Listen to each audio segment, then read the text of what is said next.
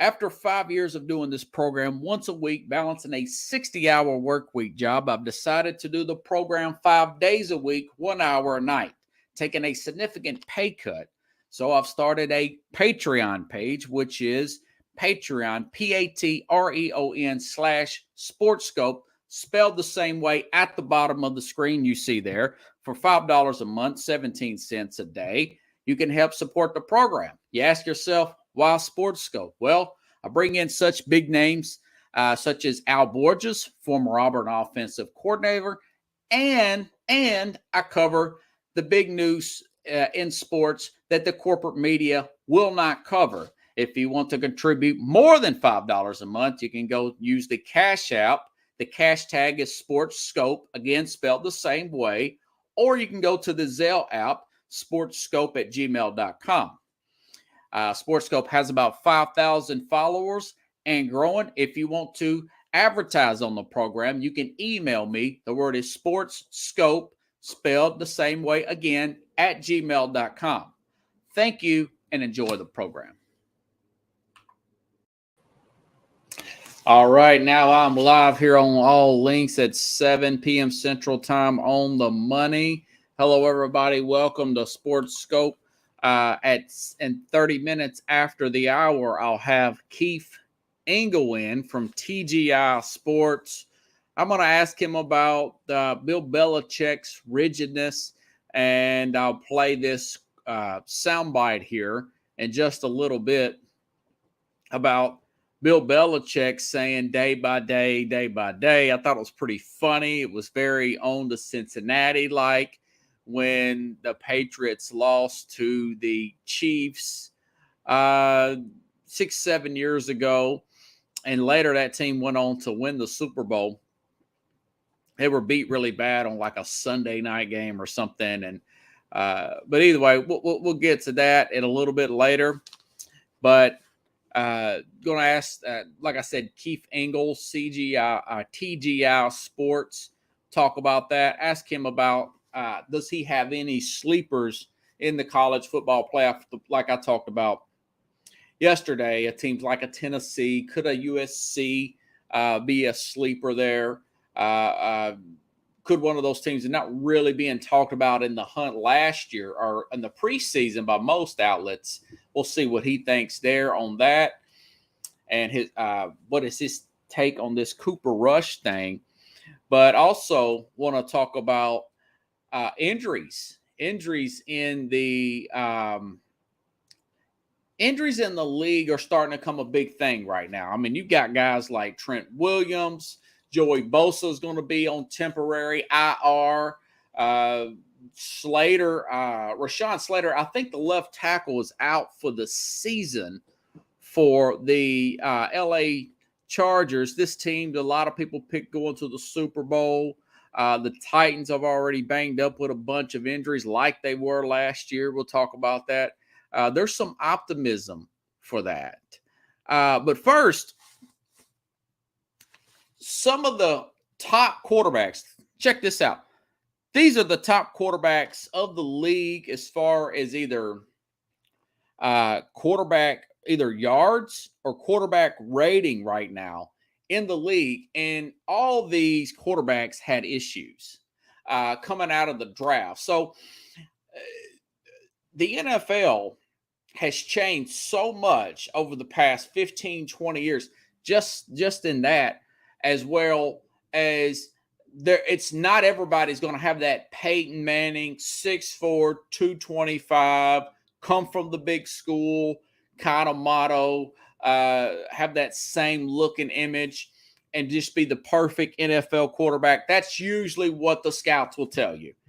We've had a lot of guys that had that look, that 6'4", 225. They were USC quarterbacks, and they turned out to be total bust or woefully. Sam Darnold, you look at the guy that played for Matt Leinart, but even Carson Palmer really didn't live quite up to the hype that he came out of school looking. But now you've got guys that are tops in the league, like the highest quarterback rating right now, and getting a lot of the hype, probably a little too much hype right now, is Lamar Jackson. Now he's 17th in yards. You wouldn't know that if you just listened to the media, who seem like to have their agenda.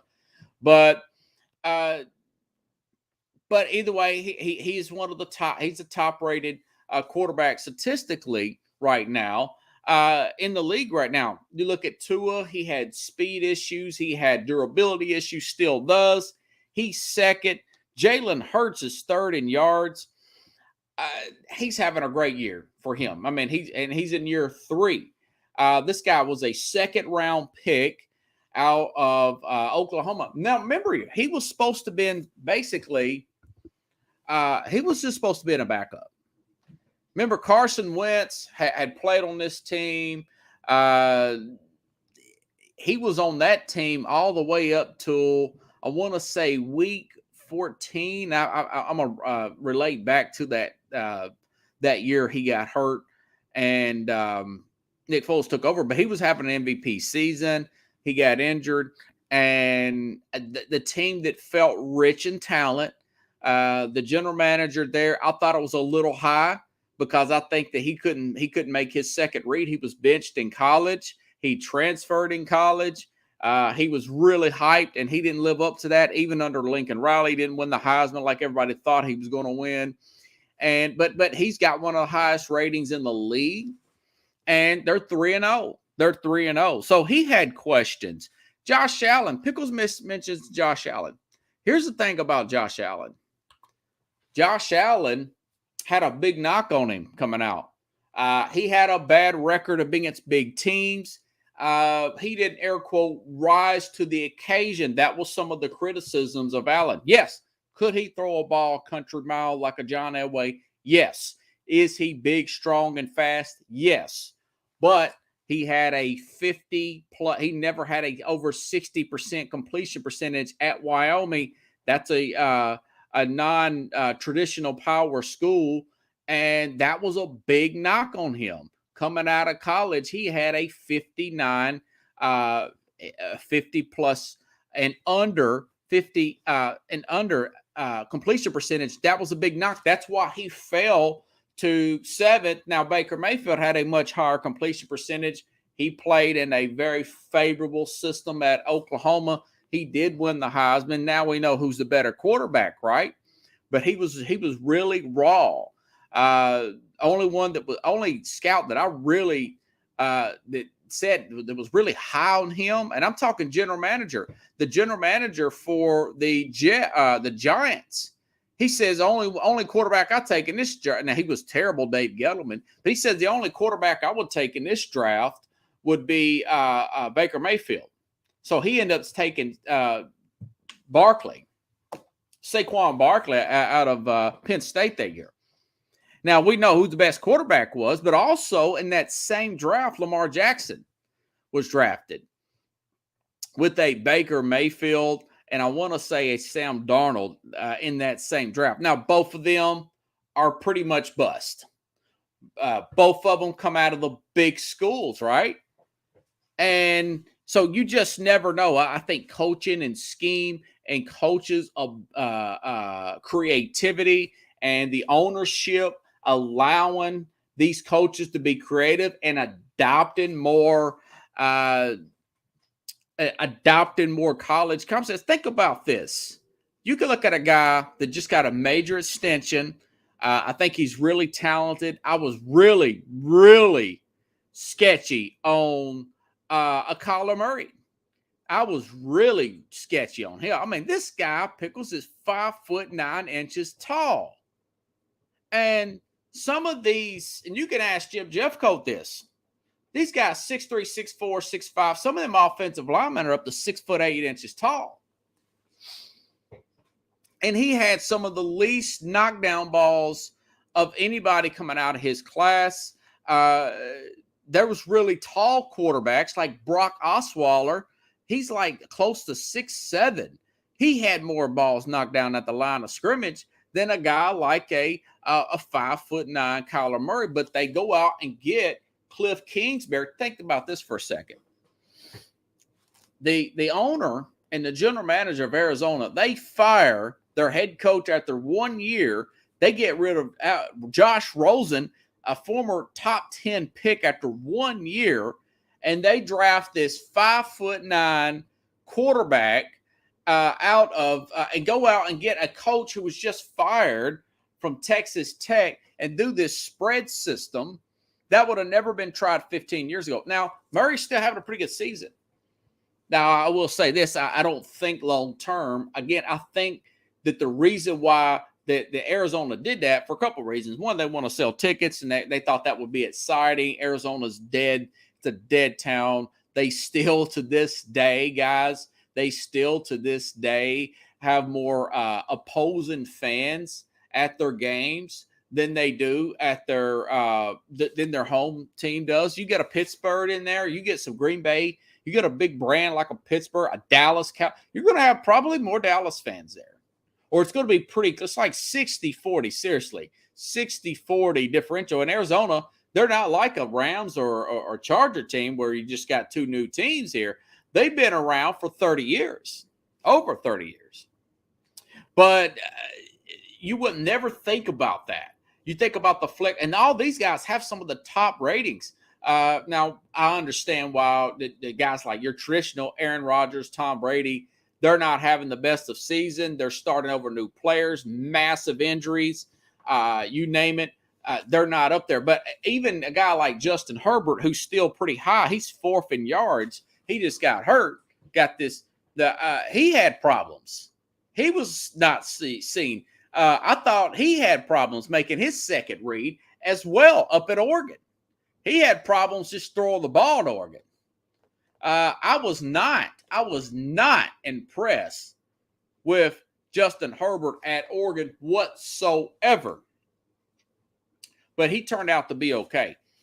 You know, Tua, his injury history, Tua is second in yards, one of the highest QBR ratings.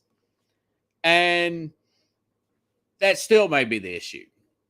But he, Joe Burrow, the classic quarterback would be a Joe Burrow. Your classic would be a Andrew Luck, 6'4", 225, strong arm, high IQ, football IQ, can make all the reads in college, had enough arm strength to throw it as far as you need to throw it, had the speed to get out of pressure, plant his foot, and make the throw downfield.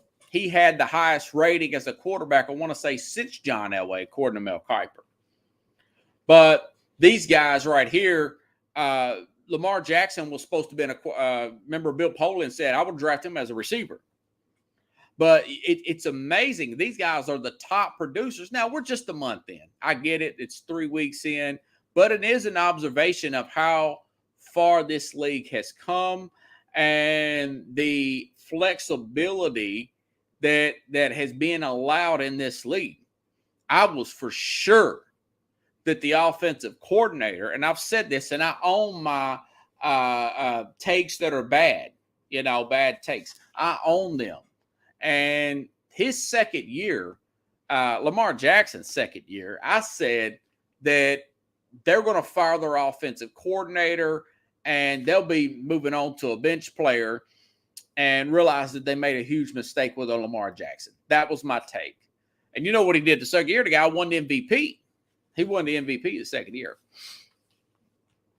But it is amazing at the players. And then your traditional guys, your 6'4", 225, like your Jameis Winston, he's way down there in yards, of course, QBR and everything.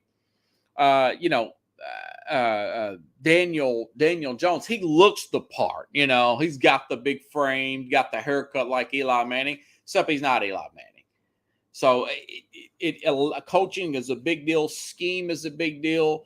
Player organization, buying into what you do best as far as drafting, that's a big deal. And Baltimore should be 3-0. They should have gave up that big lead. This is just an observation I was thinking about on the way home today, and I thought that was interesting, because I'm just reading over the top quarterbacks in the league as far as touchdowns, interceptions, quarterback rating, wins, losses, those guys I just mentioned, Tua problems, Lamar Jackson major problems, Josh Allen small school, low completion precision problems, Jalen Hurts not making second read problems, transferred in college problems. Those are 5 right there. Justin Herbert also having issues not making second read problems. A lot of question marks out of Oregon. But those are just a few, and it's but hey, and Kyler Murray, extremely short player, durability issues, and that still may be it. But who would have thought that he would have been this kind of successful, that he's already got a second contract, So, okay, again, a lot of pessimism, switching gears about the about people's teams in the league as a whole. Trent Williams, like I mentioned earlier at the beginning of the program, the left tackle, he's going to be out for a while. For the San Francisco 49ers, this is a $20 million guy. Their first round pick of a year before last was supposed to take over for Jimmy Garoppolo. Once Garoppolo got his surgery, he's done for the year with the foot injury. And I'll say that was a blessing in disguise. You got teams like Buffalo Bills. They had 10 starters out Sunday against the Miami Dolphins, including starting safeties. I think both of them are out for the year. I know one is out for the year. They had a player carted off and went to the hospital. Dave Jackson, cornerback there. There's no telling when he's going to come back. If he comes back, already starting to pile up. Here in Tennessee, we've got left tackle Taylor Lewan out for the year. Just before the season started, Tennessee's best pass rusher, Harold Landry's out for the year. And there is hope. There is hope around the world here.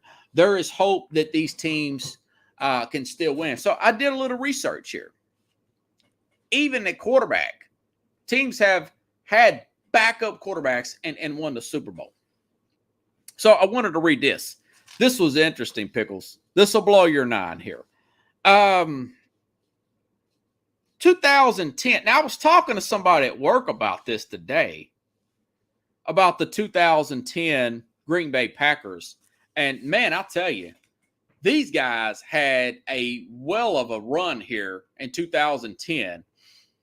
Not only did they have, I want to say they had 15 starters at one point out. They had players. Okay, here we go. They lost big name players in the Super Bowl, but also during the year. They had 15 players on injured reserve. Big time players too. Guys like Morgan Burnett, Brad Jones, Nick Barnett, great linebacker there. These guys, Donald Driver got hurt in the Super Bowl. Woodson, their big time free agent acquisition. 8 of their 22 preferred start. Jermichael Finley, Mark Truss. Ryan Grant. These guys, they had a lot of players go out. And they had this, like I said, they had players go out in the Super Bowl itself, Pickles. Sam Shields went out. Broken collar. Who was it? Woodson went out with a broken collarbone late in the second quarter. Super Bowl itself. Nickelback Sam Shields set out on. He was on the stretcher with the shoulder injury. That was in the Super Bowl. Not to mention, they had throughout the season, I want to say, and that was just players who went out on the injured reserve, the 15 players. I want to say they had 30-something players or something of that nature go out. And they won the Super Bowl. They won the Super Bowl. They just didn't get there. The Titans last year had the number 1 seed. They were 12-5. The Titans, and this is why Mark Vrabel up here, Coach Vrabel, Mike Vrabel, got Coach of the Year. The Titans have fielded 82 different players last year. That's too shy of the record for most injuries in a season. That is the record. The record was set in 2020 by the San Francisco 49ers and the 2019 Miami Dolphins. The 19 Miami Dolphins, I thought was going to get the number 1 overall pick. They end up winning a few games. Remember that all that controversy started with that particular year because the team wanted to get Joe Burrow. They were trying to lose. And that 2020 San Francisco team, they end up getting a really high draft pick because of that. But Tennessee gets the 1 seed. If you think about it, if they don't play Derrick Henry and if they don't try to rush him back in the playoffs and they play their other running backs there, I want to say it was Hilliard and some other guy, got like a 40-something yard run in the game. If they just keep Henry out, there's a good chance the Titans win the Super Bowl that year. That Titans team beat the team that won the Super Bowl. They beat the number 2 seed and 3 seed in Buffalo. They beat the 2 seed in Kansas City in the regular season last year. So you say, well, what about quarterback? It's more than just lightning in a bottle when it comes to quarterback missing. You guys won't believe this when it comes to quarterbacks. Let's go back just to 2017. Carson Wentz went out in week 15. He was on a MVP level season that year with the this was 2017, 2008. He was on a MVP track. And I remember watching the game. It was at the LA Rams, and it was a bad knee injury. It turns out to be an ACL. And he still ain't been right since it. But he tears his ACL. Is on the road. It was at the Rams. Tears it. And Nick Foles comes in. That's what people don't understand about how amazing that was. Nick Foles comes in and wins the number 1 seed. He gets the number 1 seed there for the Philadelphia Eagles. They did not have the 1 seed at that point sold up. So he gets the number 1 seed, and then they go on and beat, I think they beat like Atlanta, really close game in their first game. They blown out Minnesota in that next game. And then this backup quarterback outplays Tom Brady, the greatest of all time, like 400-something yards. Some ridiculous amount of yards. He outpasses Tom Brady. They win the Super Bowl in fashion there. And that was with the backup quarterback. But that was when the team was in the playoffs, okay? You go back to 2001. Drew Bledsoe, I don't bring this up on another topic. Drew Bledsoe was a quarterback. The team is 0-2. The Patriots were 0-2. Their starting quarterback, who, by the way, and I'm going to talk about Keith Engel here in a few minutes when he comes up, signed a 10-year, $100 million contract in March of 2001. This guy, they go 0-2. Bill Bellchick says, you probably want to put our house for sale. I'm going to get fired. Tom Brady comes in, the backup quarterback, and they go on to win the Super Bowl. Tom Brady gets hurt in the AFC Championship game against the Steelers. Bledsoe comes back and wins that game. So they won it with 2 quarterbacks, essentially. So I thought that was really interesting. Not to mention Trent Green getting hurt just before the season starts for the 99 Rams. He gets hurt just before the season starts. And then Kurt Warner, a guy people talk about bagging groceries, NFL Europe, Arena League guy. And a lot of people was bummed out, but Mike Marks believed in him. The offensive coordinator, I really believe in this guy. I've been riding him hard. And the rest is history. That guy who goes up and wins the MVP of the season.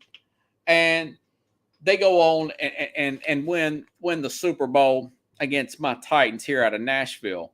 Same thing in 1990. Look at the New York Giants. Week 15, Phil Simms goes out. I looked this up. He goes out. Week 15, some guy named Jeff Hostetler, I think he ends up getting another contract, Pickles, with the Raiders later on.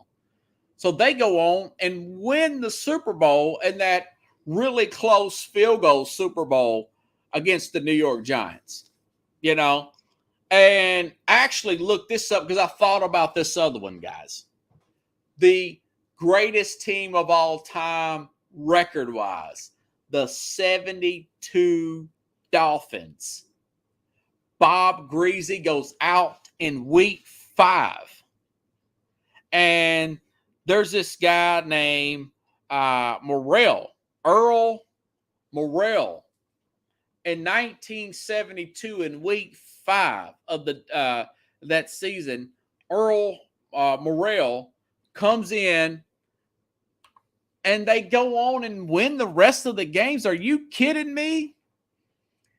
So you look at the 2010 New England Patriots or Green Bay Packers. You look at the, by the way, I want to say the 2003 New England Patriots had a lot of injuries too. They had a bunch of it. When I was looking up teams that had a lot of injuries, they had a lot of injuries. And they had a record, pretty close to a record to win the Super Bowl as well. And it's unbelievable. Good coaching, good team concept, general manager, and players all continuing to buy in, especially if it happens early or if a team's already playing at such a high level. If it happens really early or if it happens really late, where the team is just playing at such a high level that you still have 21 other starters or you still have 18 other starters who are going to come take over that team and carry you on to go ahead and play for destiny. So all this boo-hoo and the like, I mean, that Green Bay team, and you know, some of those players that were hurt, like Nick Barnett on that Green Bay 2010 team, Ron Grant, they went on and got other great contracts afterwards. So these weren't scabs. These were not low-end players. These were not low-end players. Yeah. Miami with the no-name defense. Yeah. They lost their starting quarterback, broken leg, week 5. Earl Morrell. This guy goes on and they go undefeated. Now, the chances of that happening, you would think is slim and none. Look at when Peyton Manning got hurt. They lost all their end games. And the Colts end up, I think they won one game that year, and they got Andrew Luck. But the idea that injuries, you should completely throw in the towel, I think Titans got a chance to win Sunday at the Colts because they won 2 games up there already at the Colts. The last 2 games they won at the Colts. But and it's one thing if you start to lose backups here and there. It's another thing when you start to lose key starters, cornerback, offensive lineman, quarterback, the most important, and still find ways to win. So it's not impossible. It's not impossible. And this is something that these coaches should tell these players. Some of them are smart and astute. Right now, I don't have a lot of faith in this Patriot team. But I'm afraid to bet against them, even with the 36-year-old Brian Hoyer, But, you just got to have the faith, and you still got to watch the games. Now, if they get too bad, like, Pickle said, Larry Saka, Jim Kick running backs. Yeah, and just running the ball, stop the run, and I mentioned teams in the post-salary cap era, too. The 2003 Patriots, the 2010. The Patriots, that Patriot team that beat the Panthers, they had a lot of injuries. It was like double digits. It was double-digit injuries. So it's and that's why once those players came back from that Green Bay team, guys, if you recall, once they came back, they went 15-1 that year. Now, they got complacent in the playoffs, and they end up getting beat. I want to say the Giants went in and beat them, but they should have won back-to-back Super Bowls. So it's getting close to 7:30. I'm going to be waiting on Keith Engel here and get his take on a few things. I guess I'll ask him about Bill Belichick and his comments on his nonchalant attitude on this high ankle sprain that he's talking about as if it's day to day. This is hilarious, Pickles.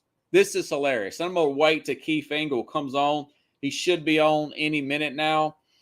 It's right at 7:30 on the money. This guy is really efficient when it comes to this stuff. But I just wondering what the deal would be with Bill Belichick and these stats here. This lack thereof it with Mac Jones. Mac Jones has got 2 touchdowns in 3 games, 5 interceptions in 3 games, and he is 25th in QBR right now, Mac Jones.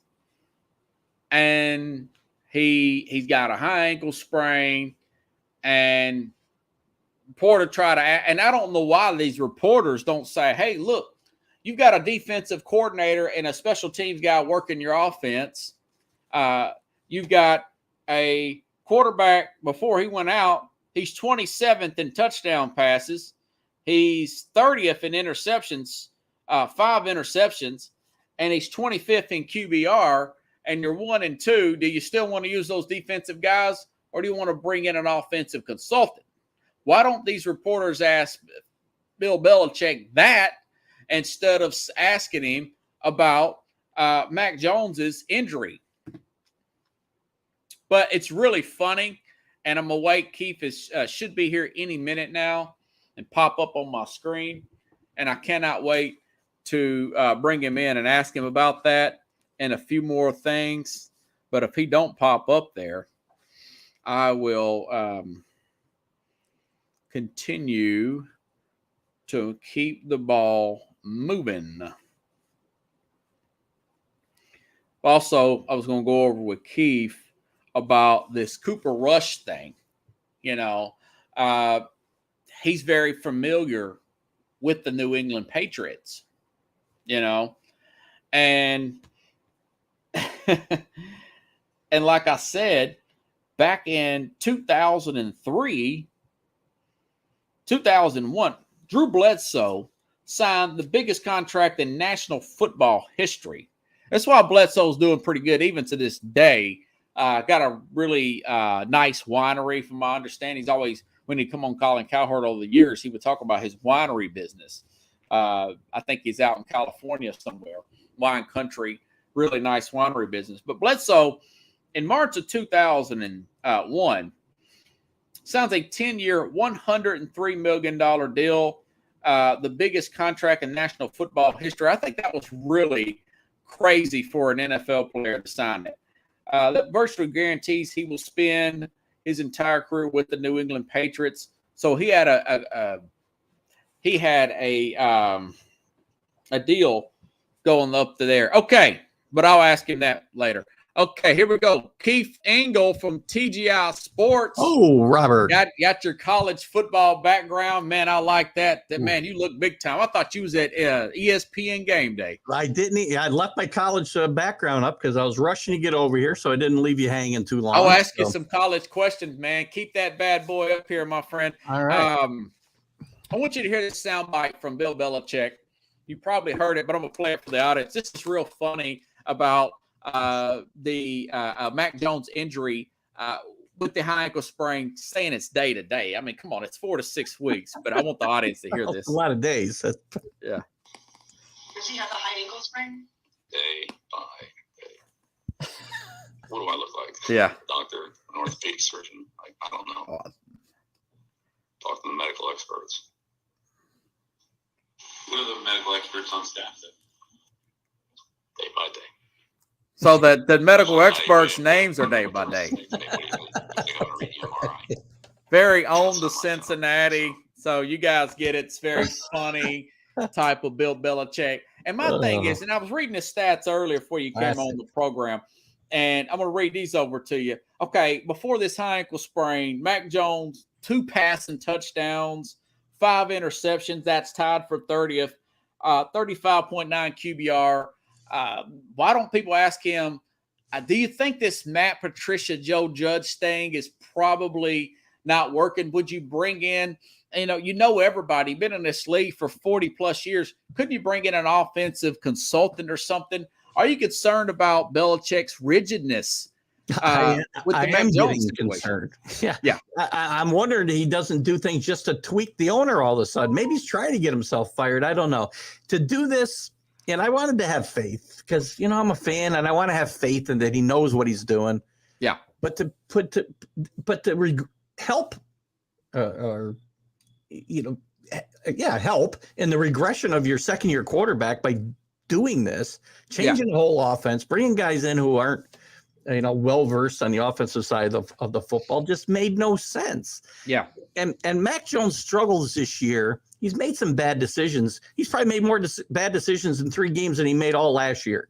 Right. And part of that, I think, is because he's not confident in the system like he was last year. He knew it, and he had a guy, when he did make a mistake, who could get in his ear on the sideline, and Josh McDaniel, and get his head straight again. You watch his body language on the sideline, and it's different this year than it was last year. Last year, he looked focused. He had that Kobe Bryant look, that tunnel vision like a Tom Brady. This year, he's looking all over the place, looking for answers out there. Now, he's got a high ankle sprain. You got 36-year-old Brian Hoyer coming in. They got to play at Green Bay. They're 10-point underdogs. What do you think about their playoff chances? They are gone.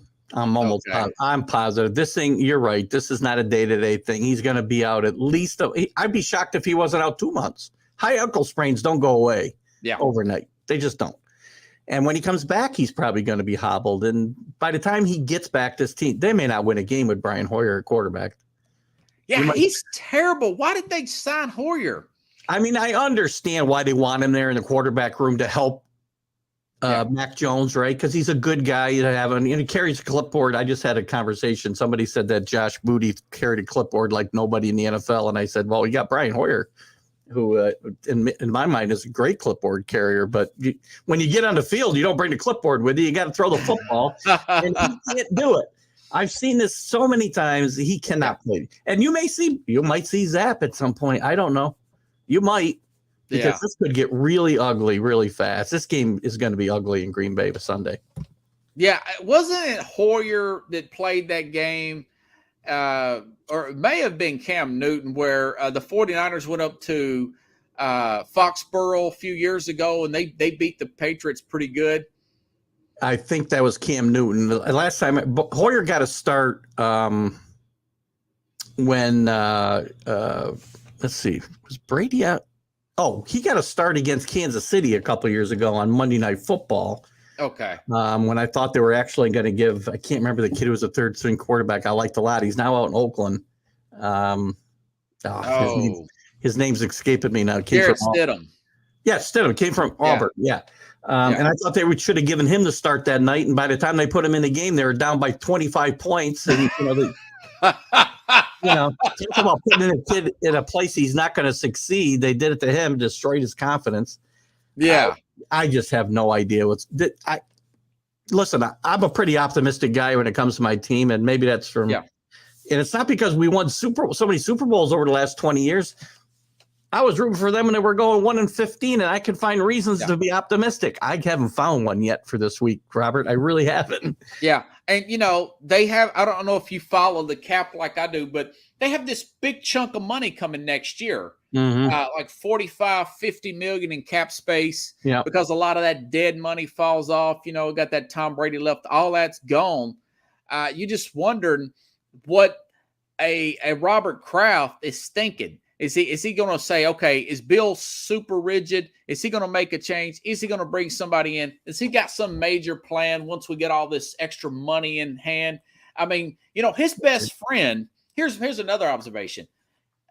Nick Saban, it's not like they just worked together 30 years ago. They did that documentary together. Yeah. He talks to Nick Saban. Nick Saban, for crying out loud, coach Mac Jones. Saban, I would tell my friends, I'm really impressed the way he has went more into his quarterbacks. He's opened his offense up. He's doing spread. Him and Bill Bellchick are close to the same age. It seemed like Bill is stuck in his old ways purposely by not wanting to change things rather than his friend Nick Saban. What's he thinking up there? I wish I knew, and I do think that it's possible. You talk about the money available. Look, the last time he had money available last year, 2 years ago, he didn't do a lot of good spending with that money, except for Juden. I mean, everybody's a bust. John Smith guy. I'm out of Nashville. I knew that was a bad pickup. Smith is he was the highest paid guy of all the guys they brought in. Hunter Henry hasn't really produced, and Aguilar hasn't really done much. Matthew Juden is really the only guys who've done anything with that team.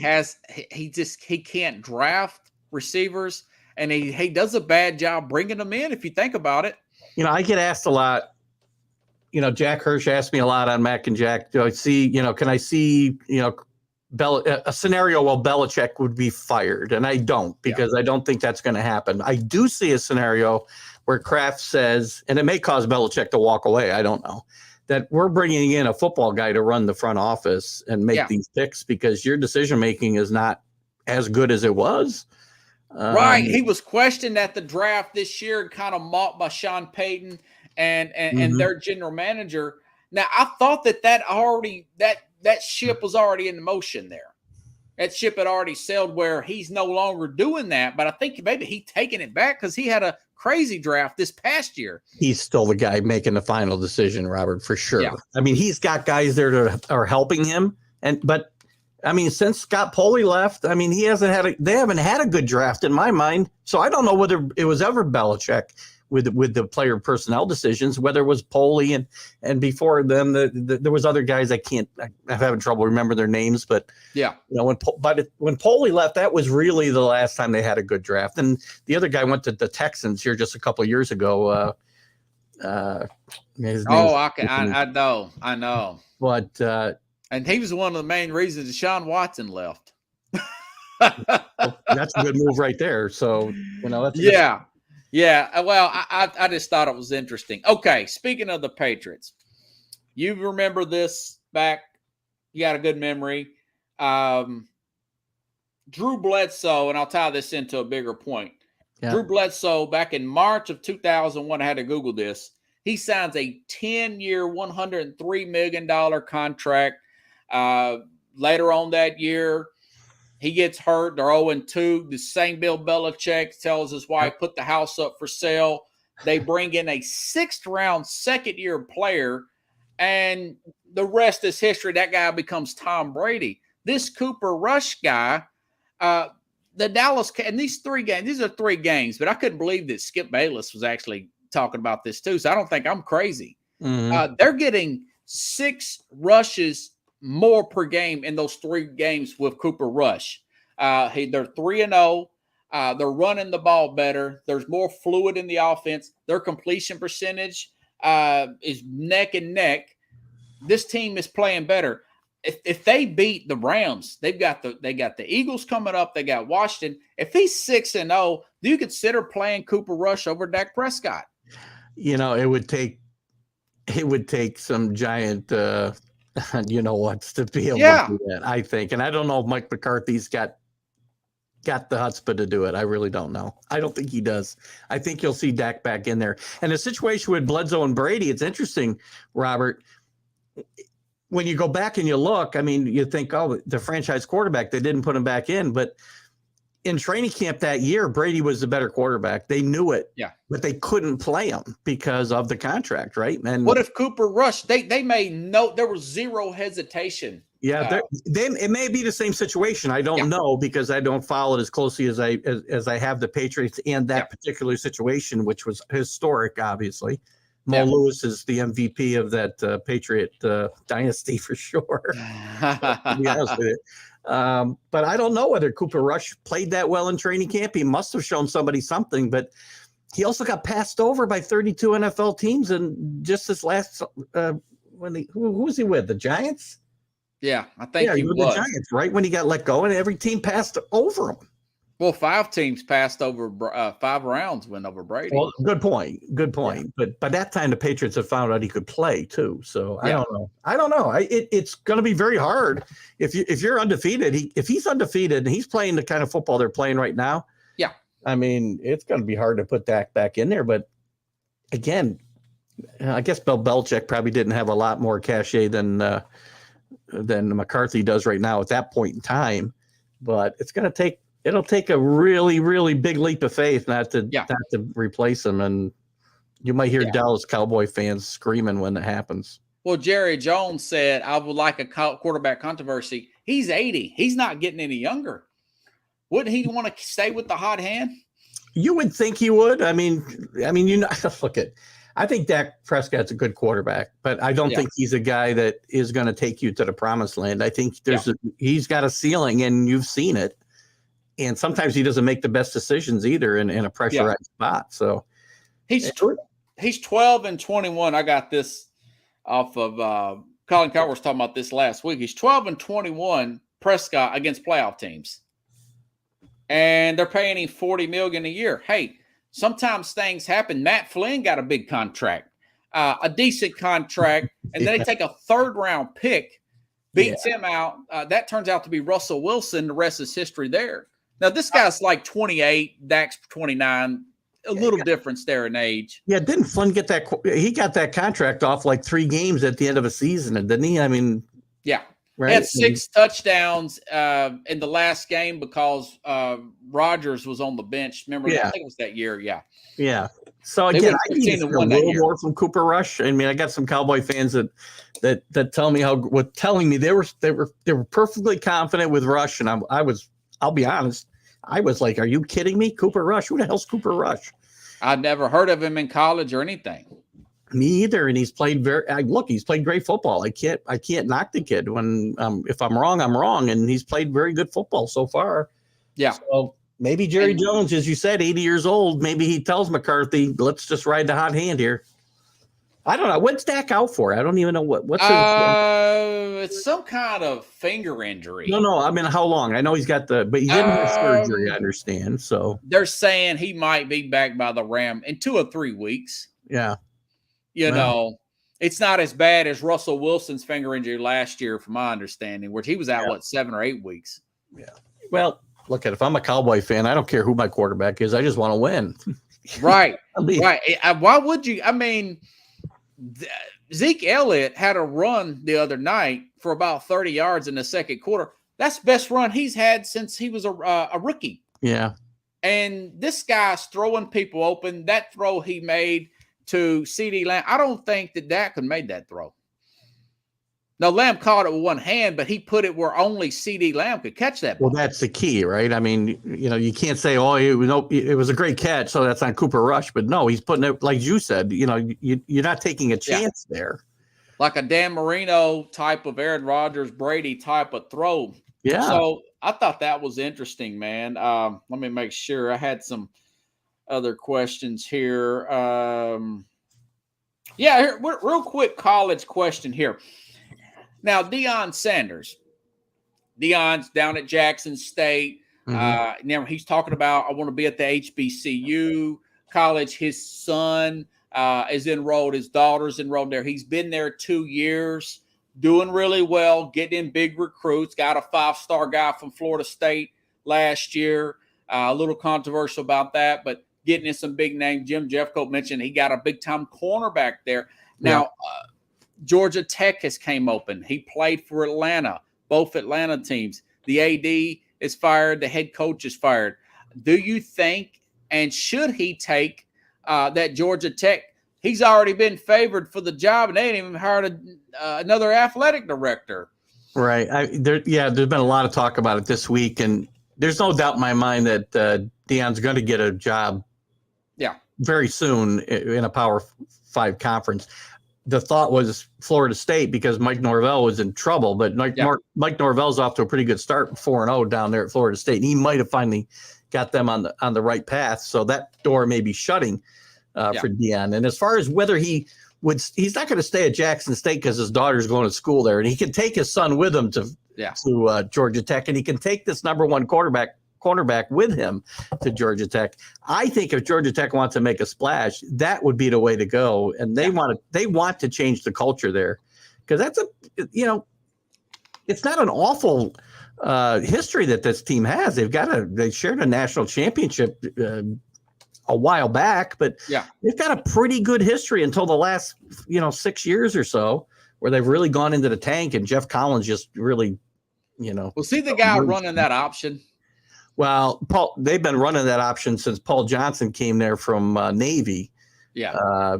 And they did it very well. They were winning games, and they were a top 25 team most of the time with Paul Johnson until the end of his tenure. And then Shane Gailey, I think, came in there after that. Oh, wow. And that program just has been on a steep decline since that time. And Jeff Collins just finished it off. So look, at Deion's a name, and Deion would add some excitement to that program and helping that recruiting, which is so important, obviously. Don't you think it'd be noble for him? Like, he's promised to bring up the HBCU. You've got guys like Eddie George, and he's doing it here at Tennessee State. Or do you think that was just using that as a stepping stone to get to a big job? Yeah, he's going to say what sounds right at the moment. It's just, that all sounds good until somebody says, "Here's a Power 5 conference job for you. It's wide open. You want it?" And he's going to say, "Oh no, I want to stay here and help the small black schools." He doesn't. I know that's he doesn't care about them, right? But he's looking out for Deion first. So guy's got a big ego. Corey thinks that's funny, Deion wants that FSU. He does want the FSU job, but the problem is now it's not going to come open. Now, well, that's a problem too, right? I don't know where they are there now. I hope it's a little better than it was a few weeks ago. So, I did a show the other day. It was somewhat of a train wreck at the University of Tennessee tailgate. They beat Florida. First time Florida has beat Tennessee 16 out of 17 years. By the way, Keith, Tennessee down here, University of Tennessee, they got the number one offense in the country. Playing good. Do you have any sleep? I think that they could be an outside sleeper to get into the college playoff. What's your thoughts about any sleepers this year? Well, the problem that Tennessee has, and Kentucky, who I like a lot as well, the Wildcats are playing really good. They got to get by Georgia to get in the SEC championship game. So Georgia's going to have to slip up, and they've got to play both those teams. So they could. I think Kentucky's going to get to that Georgia game undefeated, actually. And Tennessee might as well, because their offense is clicking on all cylinders. Hooker's a really good quarterback. He's getting himself in the Heisman conversation. And I think it is one slip up from Georgia and Tennessee or Kentucky could step up and potentially wrestle that division away. So then you got to win the SEC championship. That's the only way they're getting into the college football playoff. Well, what about this scenario, Keith? Say Tennessee beats Alabama. They lose to Georgia.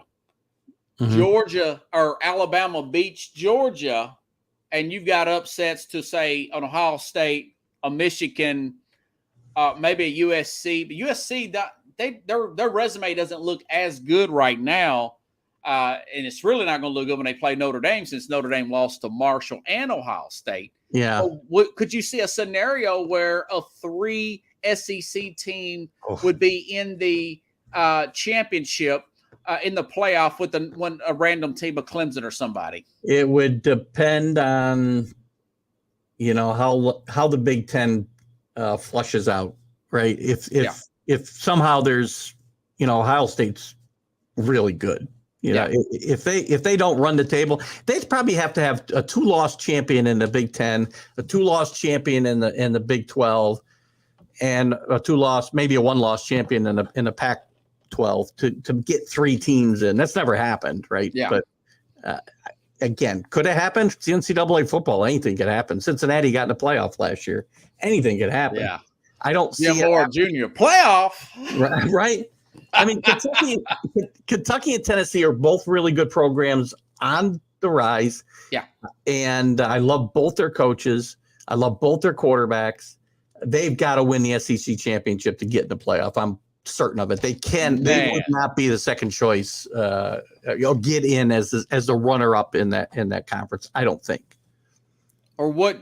I guess there's no way they would get put in over an Alabama if an Alabama lost in the SEC championship, even though they beat Alabama in the SEC prior in the regular season.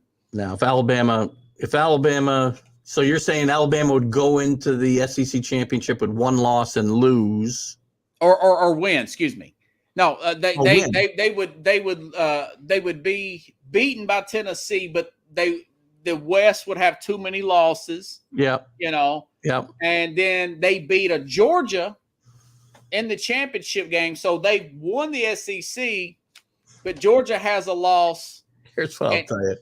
And see, that would be kind of crazy. I guess they would, the bowl people would say, well, if they didn't make it to the championship. If some of those scenarios come out, Robert, especially if 3 teams were to get in from the SEC, you'd see the 12-team playoffs start next year. They would. I would like to see that start. Well, that's a good scenario, though. It is. Yeah. It would be good to see it speed up. I'd love to see that because I'd like to see that now, not in 20. Do you think it's going to be in 24 or 26? What's your opinion on? I think they'll find a way to get it done in 24. I do. Okay, nice. Their conversation this week, they talked.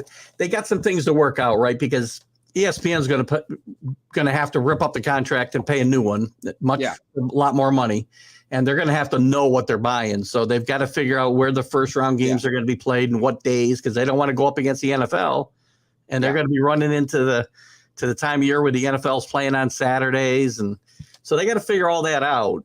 Yeah, and there's a lot of scenarios they're looking at, but the head of the committee talked yesterday about, we've got our playoff, which is the cake. If we can move it up to 2024, now we got the icing on the cake. And he sounds to me like a guy who wants to get that done. Yeah. Yeah. Pickle says if Tennessee beats Alabama, I'll walk down the town naked and on fire. Well, I'll say this. You want to see that, though? I don't know Pickles that much. Right. But probably not. But, my thing is Alabama doesn't cover. They rarely cover the point spread on the road. They're going to have trouble this week in Arkansas, I think. I don't think they're going to blow that team out. I think, actually, I got a few dollars on Arkansas plus 17. Yeah, they're at home, like them to cover that. That's a good bet. I'm telling you right now. Yeah, 2 points to Texas like that. Or was it a 1 point? It was a last-minute field goal. Yeah, it was less. It was 1. I think it was 1, actually. Yeah. Yeah. 2 points to Florida. Do you have any sleepers in there? What about Penn State? What do you think about Penn State? Not a big fan. I don't like James Franklin that much. Penn State's got a really good team, but I'm not a big James Franklin fan, and they're going to have trouble. They got to go to Ohio State this year. Okay. And they did not play well against them at home last year in a whiteout. And I don't think that I just don't see them making the Big Ten championship again. James Franklin, but he's got himself a big contract. He gets mentioned for every job opening there is, but I've just never been able to get on the James Franklin hype train. I don't know. He's just he was so good at Vanderbilt. Yeah. He never really translated that to I think they got close 1 year to the playoff. They beat Ohio State, but it never really went to the level that I thought it could, considering how well he coached at a place like Vanderbilt. Yeah. You certainly got a lot more tools at your disposal at Penn State than you had at Vanderbilt. He did do a great job at Vanderbilt, but I've just never been in love with the guy. I'm telling you, a team I like a lot as a sleeper. You mentioned Tennessee. I'll mention Kentucky again. Yeah. Stoops is a really good coach. They got a veteran team. They got a veteran quarterback in Levis. I like their defense. Their offensive line's a little bit of a problem at the moment, but this is a good football team, and I think they're going to get to Georgia in a few weeks undefeated, and that's going to be an interesting game. Yeah, this was a headline today. I actually sent it to my friend. He's a huge Kentucky fan. He's from Hopkinsville, and he said, and this headline on Chris Lowe, a longtime SEC writer, says that this Will Levis could be the number 1 overall pick. Yeah, that might be a bit of a reach. That might be a bit of a reach, but he's a good quarterback. It's not a very dynamic team. One of my SEC elitist followers, who I thought that was a derogatory term, but he likes to be labeled that. So he mentioned he thinks that Kentucky offense is not dynamic enough to be able to beat Georgia or Alabama. And I said, dynamic, who cares? You come with your lunch pail and your shovel. Who cares? Just win, baby, as Al Davis said, right? I mean, who cares how you do it? And I think they're grinders, and Mark Stoops is the perfect coach for this team, and he's done wonders there. Now he's got. They were really bad. Their stadiums are empty. It was run down. You know. Now he's got a little feud going with John Calipari too, reminding him. He does. Just a basketball school. I told my friend from Kentucky, I said, "Man, you are very, very fortunate to have a guy like." I never thought anybody in a million years would get this team. They beat Florida twice in a row. Florida beat them 30 years straight. Yeah. Before Mark Stoops got there. Yeah. Since the early 80s. But they've been pretty consistent the last half decade. I mean, they've been very, very good. Just again, that's a very hard conference to get over the top in with Alabama and Georgia with a stranglehold on it. This could be the year, maybe. One of those two teams we just talked about could get over the top. Tennessee has far exceeded my expectations. I didn't think they'd beat Florida coming in. I didn't think they'd have the top. I thought maybe a top 5, maybe a top 10. I didn't think they had a number 1 offense in the country. Who's better right now? I'll tell you this, and I'll let you go. Michigan or Ohio State? Who do you like better of the two from what you've seen? Ohio State. They're loaded. Oh, really? They're loaded. They'll kill. I think they'll kill Michigan this year. I don't think it'll be close. And it's at Ohio State. I think they'll kill them. I think they got. They're mad about last year. Yeah. First time they beat them, and the first time Harbaugh's ever beat them, I believe. Yeah. They're mad about losing the Big Ten for the first time, and for Michigan winning it, I should say, in 17 years. They're just got a chip on their shoulder, and they're good. They got the better coach. Ryan Day's a really good coach. Don't be shocked if he's in the NFL in a year or two. Oh, wow. Once he wins an NCAA championship. I think he's headed to the NFL. I really do. Hey, that's a hot take, man. Yeah. Oh, wow. Ryan Day. I'll have to keep that. I'll have to look into that. So when does TBI show? When are your shows? I know you have a 8 a.m. Eastern time show on Fridays with Mad New Yorker. What else is on TBI? Yeah, so we have the Are You Serious show on Friday morning, as you said, with the Mad New Yorker. Sunday mornings, we have our Stream of Consciousness because we're all over the place, but we cover everything for a couple hours at 9 a.m. Eastern.